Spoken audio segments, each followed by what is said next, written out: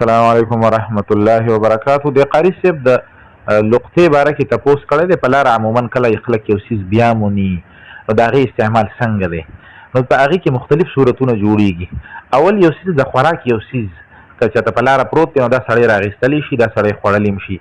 په دې باندې دلیل دا دی د الله پیغمبر صلی الله علیه وسلم په لاره کې د صدقې یو کجوره ولیدله پرته وه. د الله پیغمبر فرمایي چې که زه نه یېرېدې یعنې دا به د صدقې نو لاکلتها دا به ما خوړلی وې. د الله د هغې حدیث نه د الله پیغمبر چونکې صدقه نه خوړه دې وجې نه د الله پیغمبر راچوته نه کړه. دغې حدیث نه معلومیږي چې د خوراک څیز دی ضایع کېږي نو د دې راغیستل او د هغې خوراک دا جواز لري.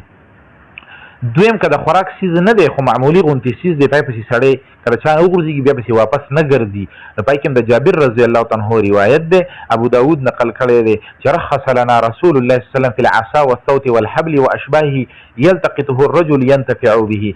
د الله پیغمبر صلی الله علیه وسلم ته رخصت راکړی دی په امسا چابک رسی او د هغې په شان نور څیزونو کې چې دا سړی راوالي او هغې نه ځان دپاره استعمال کړي او پیده ترې واخلي.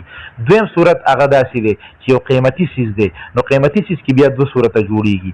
یو چې سړی راوالي د خپل ځان د استعمال دپاره نو دا حرام دي، او که نه په دې نیت باندې راوالي چې دا زه خپل مالک ته ورسوم نو د بیا سنت او مستحب عمل دی. خو په هغې کې بیا دا دي چې د دې به تشهیر کوي. ځینې علما وایي چې د کاله پورې تشهیر به کوي، خو په دې کې احوط رایې هم دقه ده چې د هغې وخته پورې تشهیر به کوي چې د ده خپل مالک ته ورسي او یا د ده غالب ګمان دا راشي چې د دې مالک اوس نشي پیدا کېدی نو په دغې صورت کې به بیا دا څیز راوالي او دا به صدقه کړي د مالک د طرف نه.